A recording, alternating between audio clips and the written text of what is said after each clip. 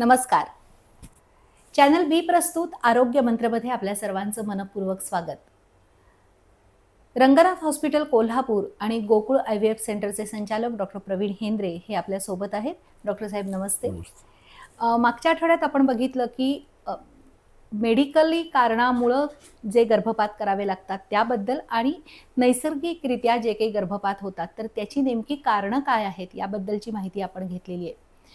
Doctor साहेब मागच्या आठवड्यात तुम्ही असं सांगितलेलं होतं की जे वारंवारता असते, गर्भपाताची वारंवारिता जी असते, तर त्याच्या मागची कारणं काही वेगळी असू शकतात. तर त्याबद्दल आज आपण थोडंसं डिस्कस करूया. काय आहे, स्पोरॅडिक एक ॲबॉर्शन हे बऱ्याच स्त्रियांमध्ये होतं. त्याच्यामध्ये काय हे नाही, पण वारंवारचे गर्भपात जे आहेत ना, हे त्याची व्याख्या अशी आहे की 2 ते 3 ॲक्च्युली आम्ही सुरुवातीला पूर्वीच्या काळामध्ये 3 रिपीटेड ॲबॉर्शन्स स्पॉन्टेनियस म्हणजे नैसर्गिक जेव्हा ॲबॉर्शन्स होतात त्याला रिपीटेड प्रेग्नन्सी लॉस किंवा RPL असं आम्ही म्हणायचो. पण आता हल्ली 2 गर्भपातानंतर सुद्धा बऱ्याच वेळेस म्हणजे त्याचं इन्व्हेस्टिगेशन केलं जातं. बेसिकली ॲबॉर्शन्सची म्हणजे कारणमीमांसा जी आहे ही आपण म्हणजे गेल्या वेळेस बघितलीच आहे. जवळजवळ 30 कारणमीमांसा ह्याच्यामध्ये असते. फक्त त्यातली काही जी आहेत की नाही, सगळ्यात गंमत तुम्हाला सांगतो, रिकरंट प्रेग्नन्सी लॉसची अशी हे आहे की 50% लोकांमध्ये आम्हाला कळतच नाही, म्हणजे माहीत नाही आम्हाला. म्हणजे कारणं अजूनही माहीत नाही. आणि त्या 50%मध्ये इम्पेरिकल म्हणजे आपण म्हणजे अंदाजे ठोकताळा म्हणून औषध उपचार करत असतो. म्हणजे 50% स्त्रियांमधल्या म्हणजे ज्यांच्या रिकरंट प्रेग्नन्सी लॉस आहे, म्हणजे 2 किंवा 3 वारंवारचे गर्भपात झालेले आहेत, अशा स्त्रियांमधले कारणं म्हणजे सापडू शकतात. आणि 50% म्हणजे सापडतच नाहीत. त्या 50% सापडत नाहीत म्हणजे कारण सापडलं नाही म्हणून तुमची काय मी त्यावेळेस ॲबॉर्शन होणार असं काय नाही आहे. त्याच्यामुळे तुम्हाला सांगतो की नाही, इतके आता मी आता कारणं सगळी सांगणार आहे, त्याचे उपचार सांगणार आहे. त्याच्याबरोबर केवळ आणि केवळ हे उपचार न करता सुद्धा फक्त केवळ टेंडर लव्हिंग केअर म्हणजे त्या स्त्रीची खरोखर काळजी जर घेतली तर त्यातले सुद्धा बरेच वारंवारचे गर्भपात होत नाही. त्याला म्हणजे tender loving care he proved treatment आहे म्हणजे वारंवारच्या गर्भपातासाठी. म्हणजे तिची आपण घेतलेली काळजी जी आहे या काळजीमुळे सुद्धा म्हणजे ते गर्भपात होत नाही, वारंवारचे गर्भपात म्हणजे परत रिपीट होणार नाही. कारण तुम्हाला सांगतो गर्भपात हा असा आहे ना की म्हणजे आम्हाला पुरुषांना तर त्याची काय माहितीच नाही, पण तुम्हाला सांगतो काही काही स्त्रियांना की नाही म्हणजे आपल्या घरात जसं कुणीतरी म्हणजे हे होतं म्हणजे मृत होतं असं इतक्या त्यांना असह्य मानसिक वेदना होतात. साहजिक आहे, कारण शेवटी भावनेशी निगडीत ते सगळं असतं. एक ॲबॉर्शनच्या नंतर तसं होतं. तर ज्या स्त्रियांना वारंवारचे होतात ती काहीतरी मी आता माझ्याकडे तरी एक असं पेशंट होतं की ज्या स्त्रीला 7 ॲबॉर्शन झाले होते, 7. आणि तो काळ होता म्हणजे ॲक्च्युली सिफिलिस वगैरे तेव्हा फार पूर्वीचा काळ होता. तर ती जेव्हा प्रेग्नन्सीमध्ये ती बरी असायची आणि प्रेग्नन्सी आता शेवटी काळा सुरू झाला ती जोरजोरात रडायला लागली. मी अंकोल्यात म्हणजे ते त्या जंगलामध्ये काम करत होतो त्यावेळेस. मी म्हटलं का रडायला लागली? ती म्हटली नाही की आत्ता म्हणली आत्तापर्यंत जे होतं ते माझ्याबरोबर माझं बाळ होतं, आता बाहेर आलं की म्हणजे जाणार. तिला VDRL पॉझिटिव्ह होतं त्यावेळेस. त्यामुळे ते हे काय म्हणतात ते ॲबॉर्ट होतात. ते ॲबॉर्ट किंवा म्हणजे हे म्हणजे ते मृत गर्भ व्हायचे ते. पण ते त्यानंतर 3 मुलं झाली तिला. पण म्हणजे तेव्हा पेनिसिलिन हे एकमेव इंजेक्शन आहे आणि आता VDRL पॉझिटिव्ह पेशंट बघायला खूप म्हणजे फार रेअर आहे. पूर्वी VDRL पॉझिटिव्ह पेशंट खूप असायचे. तर हे ते पूर्वीचं रिपीटेड प्रेग्नन्सी लॉसचं एक कारण होतं. पण आता प्रेग्नन्सी लॉसच्या कारणामध्ये ते कारणंसुद्धा आम्ही धरत नाही. तर हे प्रेग्नन्सी मी तुम्हाला सांगितलं 20 आठवड्याच्या आत 2 किंवा 3 नैसर्गिकरित्या जे गर्भपात होतात त्याला म्हणजे वारंवारचे गर्भपात असं संबोधलं जातं. आणि हे साधारणपणे 1 ते 2% कपल्समध्येच आढळतं. म्हणजे काय सगळ्यांमध्ये आढळतं अशातला भाग नाही. त्यातल्या 2 ते 5% लोकांमध्ये कपल्समध्ये हे म्हणजे जेनेटिक प्रॉब्लेम असतात. म्हणजे गेल्या वेळेस मी तुम्हाला सांगितलं म्हणजे ते क्रोमोझोमल ॲनॉमलीज वगैरे असतात. आणि ह्या सगळ्या एम्ब्रियॉनिक क्रोमोझोमल ॲनॉमलीज असतात. म्हणजे त्या एम्ब्रिओमध्ये हे ॲनॉमलीज असतात की ज्यामुळे ते गर्भ नंतर जगण्यासाठी सक्षम नसल्यामुळे निसर्गच त्याचा निपात करतो आणि ते बाहेर काढतो.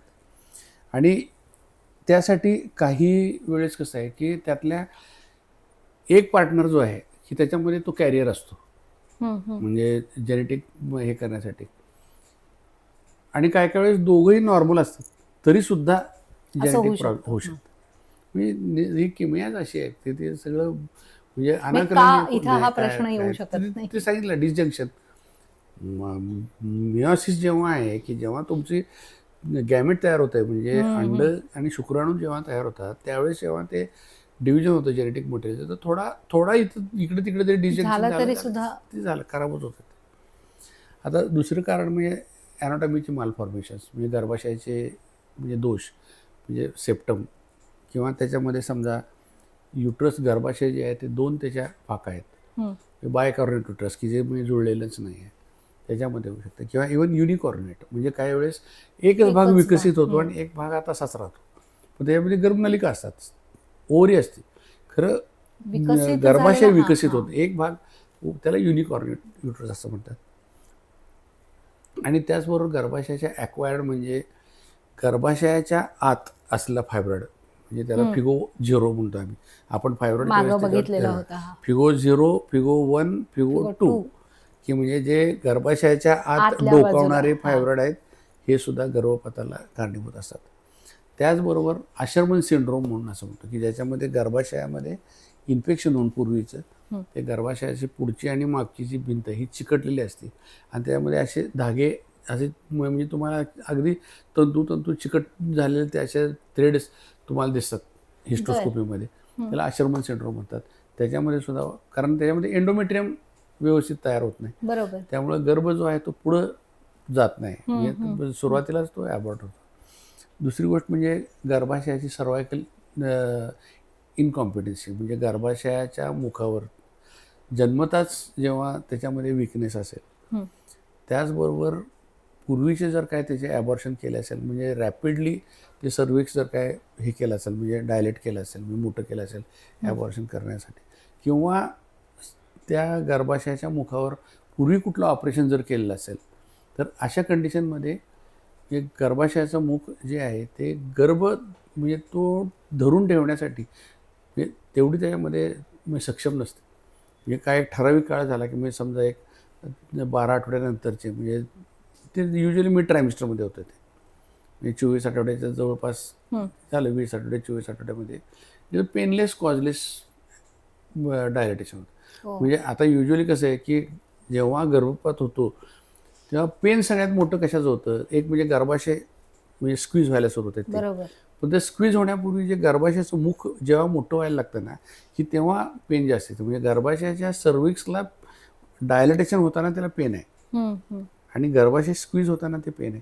तर हे गर्भाशयाचं मुख जे आहे की जेव्हा ते आधू असतं किंवा जे ते वीक असतं तेव्हा ते डायलेट होताना त्याला पेन पण होत नाही आणि काय कारण पण नसते. म्हणजे समजा आपण एवढी कारणं सांगितली, त्या म्हणजे कारणविरहितपणे नॉर्मल गर्भ आहे सगळा आणि त्याच्यामध्ये हे ॲबॉर्शन होतं, तर ते म्हणजे गर्भाचं मुख विकनेस असतात, सर्वायकल इनकॉम्पिटन्स असं म्हणतात. तर त्याचबरोबर हॉर्मोनल हे काय म्हणतात डिफेक्ट, म्हणजे ल्युटियल फेज डिफेक्ट, म्हणजे ल्युटियल फेज जे आहे की त्याच्यामध्ये जर काय प्रोजेस्टेरॉनचं प्रमाण शरीरामधलं जर तयार व्हायचं कमी झालं तर ते पुढं प्रेग्नन्सीमध्ये तसंच कंटिन्यू होतं आणि त्यामुळे सुद्धा म्हणजे ॲबॉर्शन वारंवारचे गर्भपात होऊ शकतात. त्याचबरोबर ह्या पॉलिसिस्टिक ओव्हरी डिसीजमध्ये त्याच्यामुळे सुद्धा हार्मोनल इम्बॅलन्स असतो, त्यामुळे सुद्धा म्हणजे गर्भपात होण्याची शक्यता दाट असते. त्याचबरोबर हार्मोनल इम्बॅलन्स म्हणजे थायरॉइडचे डिसऑर्डर्स, त्याचबरोबर हायपोथायरॉइडिझम सुद्धा असलं, म्हणजे थायरॉइडचं प्रमाण जरी कमी असलं त्या हॉर्मोनचं किंवा हायपरथायरॉइडिझम तरी जर असलं तर त्याच्यामध्ये सुद्धा वारंवारचे गर्भपात होऊ शकतात. आणि सगळ्यात महत्त्वाचं म्हणजे इम्युनॉलॉजिकल जे आहे तो म्हणजे हे काय म्हणतात त्याला अनकंट्रोल डायबिटीसमध्ये सुद्धा होतं आहे. आणि त्याचबरोबर इम्युन डिसऑर्डर जे आहेत की त्या म्हणजे अँटीफॉस्फोलिपिड अँटीबॉडी सगळ्यात अगदी म्हणजे त्याला APL सिंड्रोम असं म्हणतात, ॲप्ला सिंड्रोम, तर त्याच्यामध्ये ॲबॉर्शनची शक्यता दाट असते. त्याचबरोबर दुसरे हे इम्युन फॅक्टर्स जे असतात त्याच्यामध्ये सुद्धा होऊ शकते.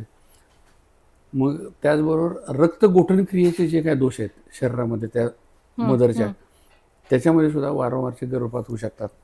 म्हणजे ते काय काय प्रकारचे म्हणजे थ्रोम्बोफिलिया आहेत, इनहेरिटंट थ्रोम्बोफिलिया आहेत, ॲक्वायर्ड थ्रोम्बोफिलिया आहेत, अशा ह्या सगळ्यामध्ये होऊ शकते. त्याचबरोबर रिकरंट इन्फेक्शन्स आहेत, टॉर्च नाही, टॉर्च सोडून, म्हणजे समजा रिप्रोडक्टिव्ह ट्रॅक्टचे बॅक्टेरियल वजायनोसिस आहे किंवा क्लॅमिडिया आहे, मायकोप्लाझ्मा आहे, अशी सगळी जे काय आजार हे इन्फेक्शन्स आहेत त्यामुळे सुद्धा रिपीटेड प्रेग्नन्सी लॉस होतो. आपण स्वतःहून केलेल्या काही गोष्टी आहेत त्यामुळे स्मोकिंग, अल्कोहोल, ड्रग यूज ह्याच्यामुळे सुद्धा होतो. त्यामुळे ह्या ज्या काही हे आहेत म्हणजे काही टॉक्सिन्सला तुम्ही एक्सपोज होत असाल, त्याच्यामध्ये सुद्धा म्हणजे रेडिएशनला तुम्ही एक्सपोज होत असाल, ओबेसिटी आणि स्ट्रेस, तुम्ही म्हणजे गेल्या वेळेस विचारलं की स्ट्रेसमुळे होतं का, स्ट्रेसमुळे सुद्धा रिपीटेड प्रेग्नन्सी लॉस होतो. आणि सगळ्यात महत्त्वाचा कॉज एवढे 50% आपल्याला सापडले, 50% मध्ये अननोन, म्हणजे काही माहीत नसतं की 50% लोकांमध्ये तुम्हाला कोणतंही कारण सापडत नाही. ह्या सगळी कारणाची जेवढी लिस्ट आहे हे कारण सोडून सुद्धा म्हणजे वारंवारच्या गर्भपात अशा स्त्रीमध्ये होत असतात. पण त्याने म्हणजे त्या भ्यायचं काही कारण नाही. कारण काय की त्याच्यात टेंडर लिव्हिंग केअर आणि जे इम्पेरिकल जे ट्रीटमेंट आहे त्याच्यामुळे सुद्धा प्रेग्नन्सी कंटिन्यू होऊ शकते. नक्कीच. टेंडर केअर जे सांगितलं सरांनी, तर त्याच विषयी अजून थोडंसं आपल्याला बोलायचं आहे की ज्यामुळं गर्भपाताची वारंवारिता जी आहे किंवा वारंवार होणारे जे गर्भपात आहेत तर ते टाळता येऊ शकतील. पण या ब्रेक नंतर आरोग्य संवर्धन आणि विविध आजारांविषयी जनजागृती करणारा चॅनल बी चा कार्यक्रम आरोग्य मंत्र. आजाराची लक्षणं, खबरदारी आणि उपचार पद्धती याबद्दल माहिती मिळेल तज्ज्ञ आणि अनुभवी डॉक्टरांकडून. आरोग्य मंत्र मध्ये पहा रंगनाथ हॉस्पिटलचे स्त्रीरोग तज्ज्ञ डॉक्टर प्रवीण हेंद्रे यांना. या कार्यक्रमात आपण त्यांच्याशी IVF म्हणजे काय, संतुलित आहार कसा असला पाहिजे, फायब्रॉइड म्हणजे काय, 2 सीझर झाले तर रिस्क नेमकी कोणती असते, लहानपणापासून मुलींची वाढ होत असताना त्यांच्या आरोग्याची काळजी कशी घ्यायची, या सर्वांविषयी संपूर्ण माहिती. आरोग्य मंत्र दर शनिवार सायंकाळी 7:30 वाजता 532 क्रमांकाच्या बी चॅनलवर. ब्रेक नंतर पुन्हा एकदा आपल्या सर्वांचं मनपूर्वक स्वागत आरोग्य मंत्रामध्ये. डॉक्टर, मगाशी ब्रेकच्या अगोदर जेव्हा आपण बोलायचं थांबलेलं होतो तर तेव्हा तुम्ही सांगितलं होतं की वारंवार गर्भपात टाळता येण्यासारखे आहेत किंवा त्याचं प्रमाण कमी होऊ शकतं जर का आपण अत्यंत काळजीपूर्वक त्या महिलेचं प्रेमानं संगोपन केलं तर. तर याविषयी आज मला, कारण ही टर्मिनॉलॉजी खूप वेगळी आहे तुम्ही सांगितलेली. Tender living care, tender living care, TLC त्याचं नाव, टेंडर लिव्हिंग केअर. तर कुठले जगामध्ये तुम्हाला जर चांगलं जगायचं असेल तर टेंडर लिव्हिंग केअर केली तर तुम्ही कधी जीवन तुमचं 2 माणसांमधलं चांगलंच होते हो, काय फॅमिलीमधलं चांगलं होतं. तर टेंडर लिव्हिंग केअरला तसं बघायला तर खूप महत्त्व आहे. म्हणजे जीवनामध्ये टेंडर लिव्हिंग केअर असणं फार गरजेचं आहे. तर राहू द्या, आता आपण दुसरं तुम्हाला सांगतो की आता आपण गेल्या वेळेस वारंवारच्या गर्भपाताची कारणमीमांसा आपण त्याच्याबद्दल आपण चर्चा केली. आता त्याच्यामध्ये तपासण्या कोणत्या करायच्या ह्याच्याबद्दल आणि ट्रीटमेंट काय करायची हे आपण थोडक्यात हे करूया. तर इन्व्हेस्टिगेशन आपण सगळ्यात महत्त्वाचं कारण कुठलं सांगितलं, जेनेटिक प्रॉब्लेम असतो. तर मग जेनेटिक टेस्टिंग करायचं कशासाठी की समजा त्याच्यामध्ये आई किंवा वडील दोघांमधलं कुठलं कोण कॅरियर आहे का हे बघण्यासाठी. मग समजा एखादा कॅरियर असेल त्याच्यामध्ये तर मग आपल्याला त्याचं प्रमाण किती होणार. कॅरियर आहे याचा अर्थ म्हणजे एका क्रोमोझोममध्ये कॅरियर असं, दुसरा क्रोमोझोम नॉर्मलच असतो. बरोबर. की पुढच्या याच्यामध्ये समजा दोघंही जर कॅरियर असले तर मग मात्र ॲबॉर्शनची शक्यता दाट असते. पण समजा एक कॅरियर आहे आणि एक नॉर्मल आहे तर 50% त्याबरोबर पुढच्या कॉम्बिनेशनमध्ये येऊ शकते. तर जेनेटिक टेस्टिंग हे हा त्यातला सगळ्यात महत्त्वाचा भाग आहे. ती पण 3 ॲबॉर्शन झाल्यानंतर, त्यापूर्वी नाही करत आम्ही, कारण जेनेटिक टेस्टिंग हे खूप महागडं आहे. आणि पण ते कोल्हापूरमध्ये उपलब्ध आहे की ते तुमचं काय ब्लड घेतलं तपासायला पाठवलं की होतं, त्याला काय म्हणजे आईचं वडिलांचं ब्लड तपासायला पाठवायचं. आणि बऱ्याच लॅबोरेटरी आहेत आता कोल्हापूरमध्ये त्या सुद्धा जेनेटिक टेस्टिंग करतात. पण ते किमान 3 पहिले गर्भपात झाल्यानंतर, मग 3 गर्भपात झाल्यानंतर म्हणजे, आणि बरं त्याच्यानंतर तुम्हाला म्हणजे दोष सापडेलच असं काय नाही आहे. दोघंही नॉर्मल असून सुद्धा जेनेटिक प्रॉब्लेम येऊ शकतात, ते मी सांगितलं. दुसरी गोष्ट म्हणजे गर्भाशयाचं म्हणजे जी रचना आहे त्याचं इव्हॅल्युएशन करायचं. ते इव्हॅल्युएशन कसं करू शकतो आपण, एक्सरे काढू शकतो, हिस्ट्रोस्कोपी करून बघू शकतो, लॅप्रोस्कोपी करून बघू शकतो. हिस्ट्रो लॅप्रोस्कोपी आणि एक्सरे याच्यामध्ये, किंवा इवन सोनोसाल्पिंगोग्राफी म्हणून असते, म्हणजे सोनो हिस्ट्रोग्राफी सुद्धा असते. म्हणजे गर्भाशयाच्या पिशवीमध्ये नॉर्मल सॅलाइन इंजेक्ट करून गर्भाशयाच्या आतलं 3D हे सुद्धा आता सोनोग्राफी आलेली आहे. ह्या सगळ्या गोष्टीमुळे तुम्हाला गर्भाशयामध्ये कोणतं व्यंग आहे का हे बघता येऊ निदान करता येतं. त्यानंतर हार्मोनल टेस्टिंग म्हणजे थायरॉइड, मग त्याच्याबरोबर प्रोलॅक्टिनचं प्रमाण जास्त असेल तरी सुद्धा त्यात होतं. AMHचं प्रमाण जर कमी असेल, मग त्यामध्ये त्या AMHचं ज्याच्यामध्ये प्रमाण कमी असेल त्याच्यामध्ये अंड्याची क्वालिटी म्हणजे स्त्रीबीजाची क्वालिटी इतकी चांगली नसते, त्यामुळे सुद्धा ते ॲबॉर्शन होऊ शकतं. ते आपण तपासू शकतो.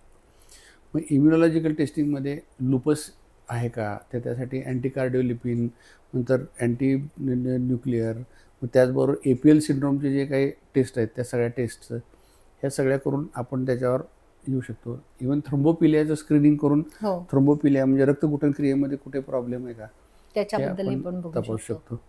त्याचबरोबर इन्फेक्शन स्क्रीनिंग सुद्धा करू शकतो तुम्ही. म्हणजे टेस्टिंग म्हणजे गर्भाशयाचे टॉर्च सोडून रिकरंट प्रेग्नन्सी लॉस आणि टॉर्च याचा काही संबंध नाही, तर त्यामुळे ती सुद्धा आपण हे करू शकतो. आणि हे सगळं तपासल्यानंतर आपण एक ट्रीटमेंट प्लॅन करतो. म्हणजे जर निदान सापडलं तर ते कुठल्या निदानाचं काय करायचं हे आपण ठरवू शकतोय. जेनेटिक प्रॉब्लेम जर सापडला आणि ते शक्यता जर जास्ती असेल, म्हणजे दोघंही कॅरियर असले तर म्हणजे त्याच्यामध्ये जवळजवळ 75% गर्भामध्ये त्यातले 2 कॅरियर आणि 1 अफेक्टेड येणार आहे, बरोबर, आणि 1च नॉर्मल येणार आहे. त्याच्यामध्ये आता हे काय म्हणतात इम्प्लांटेशन जेनेटिक्स करता येतं. म्हणजे IVF करून की नाही, म्हणजे त्याच्यामध्ये गर्भ तयार करायचा, पहिले झायगोट तयार करायचा, ब्लास्टोसिस्ट तयार करायची. हे फक्त टेस्टी बेबी करूनच करता येतं, म्हणजे IVF करून करता येतं. मग असे नॉर्मल प्रेग्नन्सीमध्ये ते काय टेस्ट करता येत नाही, तर त्याच्यामध्ये IVFच्या थ्रूच ते PGT करता येतं. तर त्यातले मग ब्लास्टो झाला की त्याच्यामधले 2 ते 3 सेल काढले जातात. हे समजा आता एक 7 ते 8 गर्भ तयार झालेले आहेत, मग त्यातले प्रत्येकाचं 2-2 सेल्स काढायचे, त्याचं टेस्टिंग. त्या प्रत्येकाच्या मग त्याला कल्चरला पाठवलं जातं आणि त्याच्यामध्ये जेनेटिक प्रॉब्लेम कुठला आहे का बघितला जातो. आणि हे प्रत्येक 8 जे आहेत ते वेगवेगळे फ्रीज केले जातात, म्हणजे त्याला लेबल करून ABCDEFGH. मग समजा त्यातला जर काय D मध्ये जेनेटिक प्रॉब्लेम आहे, H मध्ये D जेनेटिक प्रॉब्लेम आहे, तर मग ते काढून बाजूला ठेवले जातात. आणि उरलेले जे म्हणजे नॉर्मल जेनेटिकली गर्भ आहेत ते एम्ब्रियो ट्रान्सफर करून म्हणजे गर्भाच्या पिशवीत, म्हणजे हा अगदी म्हणजे रिसेंट जे आहे ही ट्रीटमेंट ती करता येते. म्हणजे पण ते पण सांगतो ना की म्हणजे वारंवारचे गर्भपात ज्याच्यामध्ये तुम्हाला आई वडिलांमध्ये जेनेटिक प्रॉब्लेम जेव्हा सापडतो दोघांमध्ये, तेव्हा हे केलं जातं.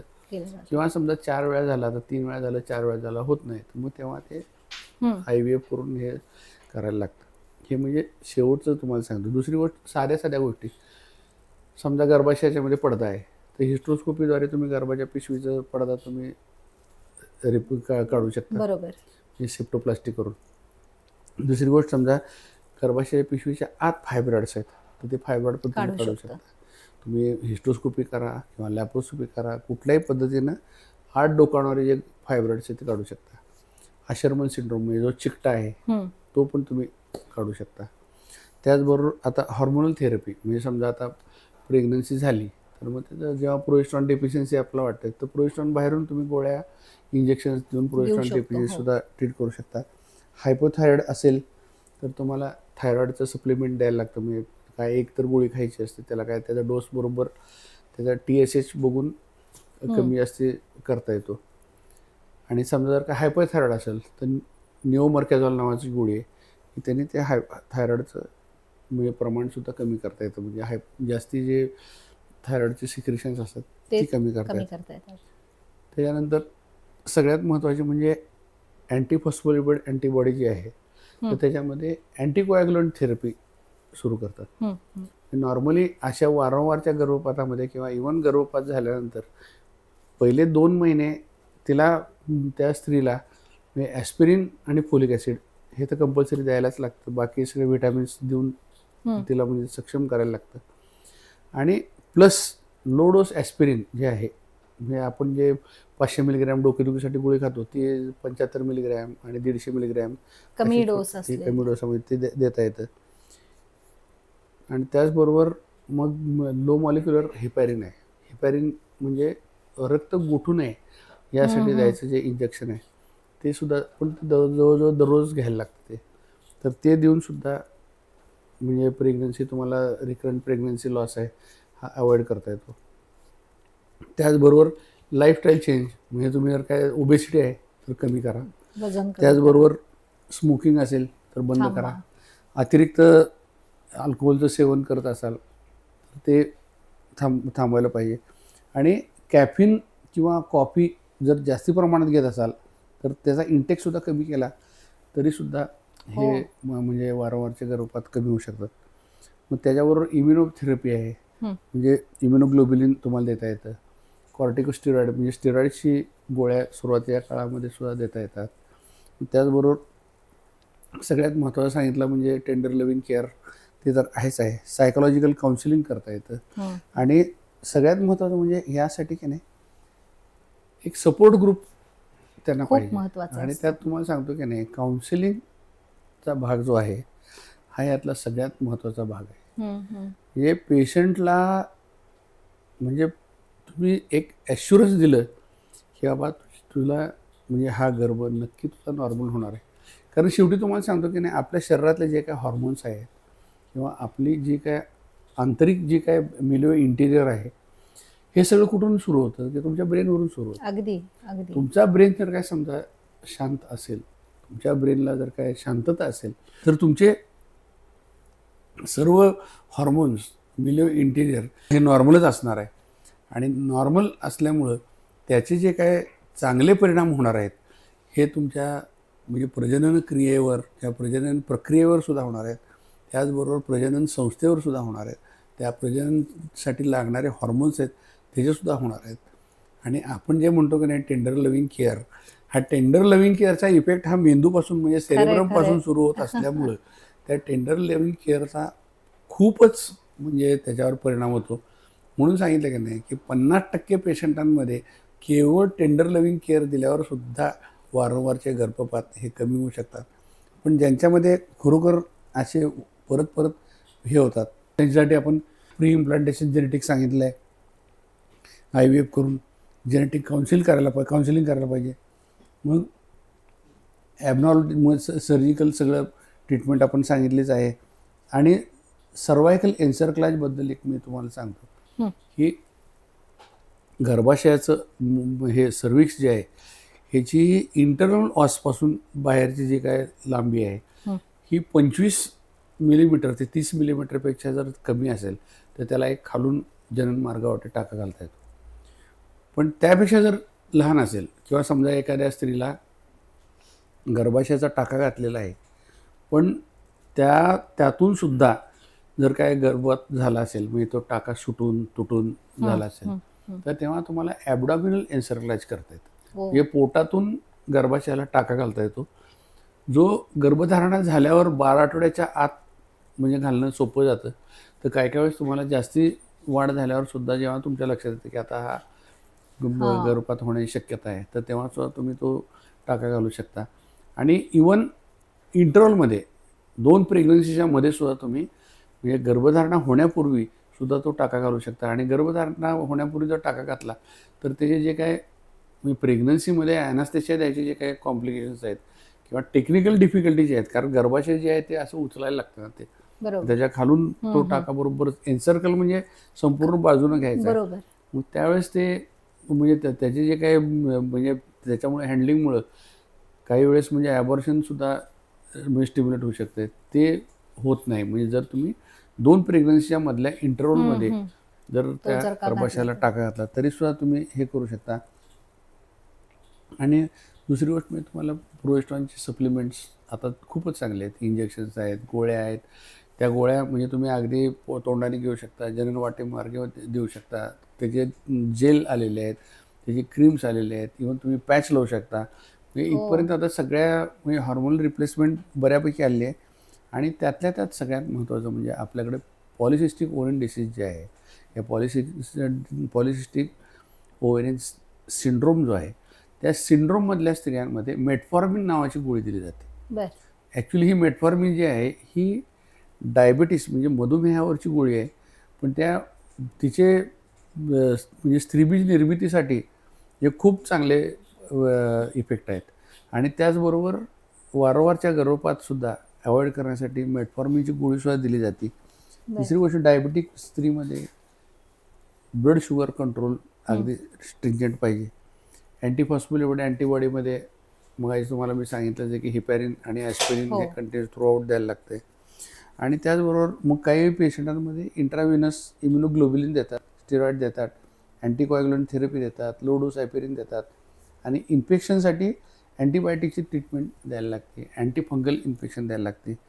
लाईफस्टाईल ट्रीटमेंट आपण सांगितले ते स्मोकिंग, अल्कोहोल, याव सगळे जे आहे त्यातनं. आणि वेट मॅनेजमेंटसुद्धा फार महत्त्वाचे, स्ट्रेस रिड्यूस करणं गरजेचं आहे.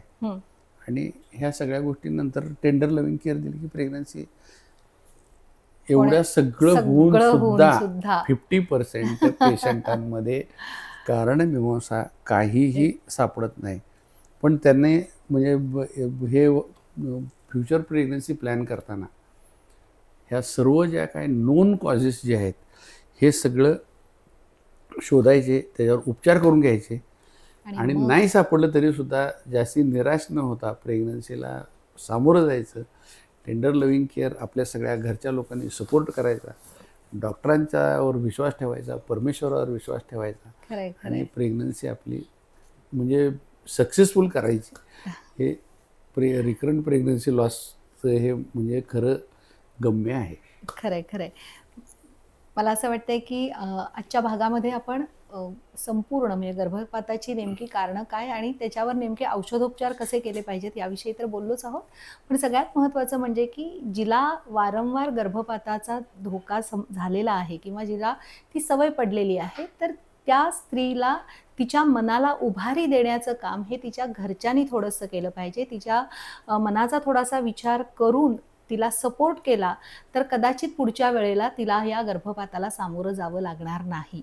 मला वाटते की आजच्या भागातनं हे सगळ्यात महत्त्वाचं फलित.